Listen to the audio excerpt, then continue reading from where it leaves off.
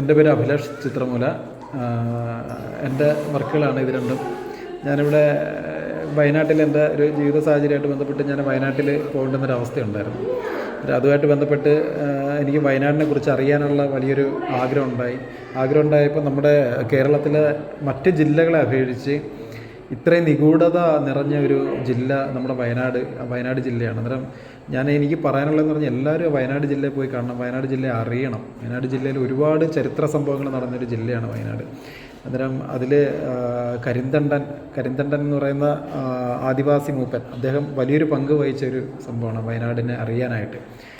അന്നേരം ബ്രിട്ടീഷുകാരുടെ കാലത്ത് ബ്രിട്ടീഷുകാർ ഈ കരിന്തണ്ടനെ ഉപയോഗിച്ച് ഈ വയനാട് എന്ന് പറയുന്ന ആ സ്ഥലം അറിയാനുള്ള വഴികൾ കണ്ടുപിടിക്കുകയും അത് പിന്നീട് അവിടെ മുകളിലെത്തിയിട്ട് ഈ വഴിയെക്കുറിച്ച് മറ്റുള്ളവർ അറിയാതിരിക്കാനും അതിൻ്റെ പ്രാധാന്യം അദ്ദേഹത്തിന് പോകാതിരിക്കാനും വേണ്ടിയിട്ട് അദ്ദേഹത്തെ അവിടെ വെച്ച് മാനസികമായി പീഡിപ്പിച്ചിട്ട് അദ്ദേഹത്തെ കൊന്നുകളയുകയാണ് ചെയ്തത്.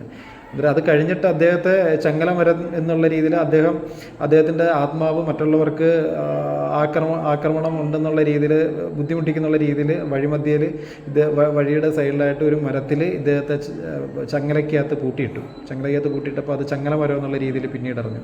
അന്നേരം അദ്ദേഹം ജീവിച്ചിരുന്ന സമയത്തും അദ്ദേഹത്തിൻ്റെ ഒരു പണിയർ സമുദായമാണ് പുള്ളി. അന്നേരം അദ്ദേഹത്തിൻ്റെ ഒരു ചങ്ങലയ്ക്കകത്ത് ഒതുങ്ങിക്കൂടിയ ഒരു ജീവിതം, ആ ജീവിതം കഴിഞ്ഞതിന് ശേഷം അദ്ദേഹം ചങ്ങലയ്ക്കകത്ത് ഒതുങ്ങിക്കൂടുന്നൊരവസ്ഥയാണ്. അന്നേരം ഇന്ന് പണിയർ സമുദായത്തിൻ്റെ അവസ്ഥ ഏകദേശം ഇതൊക്കെ തന്നെയാണ്. ഇന്നും നമ്മൾ പുറമേ നിന്ന് എല്ലാം ഓക്കെ ആണെന്നൊക്കെ നമുക്ക് തോന്നുമെങ്കിലും ഇപ്പോഴും പണിയർ സമുദായം ആദിവാസികളുടെയൊക്കെ ജീവിതം ഇതിലും കഷ്ടമായിട്ടുള്ള ജീവിതമാണ്. അന്നേരം അദ്ദേഹത്തിൻ്റെ കരിന്തണ്ടനിൽ തുടങ്ങുന്ന ഒരു അവസ്ഥ ക്രിയേറ്റ് ചെയ്തിരിക്കുക. ചങ്ങലമരവും അദ്ദേഹത്തിൻ്റെ നിഷ്കളങ്ക ഭാവം. ഞാൻ ഇദ്ദേഹത്തിൻ്റെ ഒരു ഫേസ് കിട്ടാനായിട്ട് ഞാൻ ഗൂഗിളിലൊക്കെ നോക്കിയപ്പം യഥാർത്ഥത്തിൽ കരിന്തണ്ടനെ നമുക്ക് അറിയില്ലല്ലോ. അന്നേരം കരിന്തണ്ടൻ്റെ ഒരു ഫേസ് എനിക്ക് യഥാർത്ഥത്തിൽ ഗൂഗിളിൽ കണ്ടിട്ട് എനിക്ക് സത്യം പറഞ്ഞാൽ എനിക്ക് ആ ഒരു ഫേസ് എനിക്ക് കരിന്തണ്ടനായിട്ട് എനിക്ക് എൻ്റെ മനസ്സിൽ കിട്ടുന്ന ഒരാളല്ല അത്.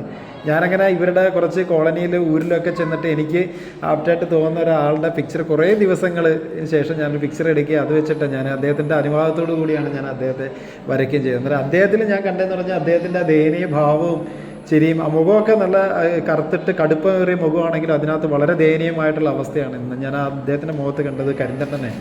അന്നേരം അത് കഴിഞ്ഞ് പിന്നെ അടിമ കച്ചവടത്തിലേക്ക് കടന്നു. അടിമ കച്ചവടം ആയപ്പോഴും അതും നമ്മുടെ ഈ ചങ്ങലമരം ചങ്ങലമരം എല്ലാവരിലൂടെയും കടന്നു പോകുന്നുള്ളതാണ്. ചങ്ങലമരം ഈ ചങ്ങല എല്ലാവരിലൂടെയും ഈ ചങ്ങല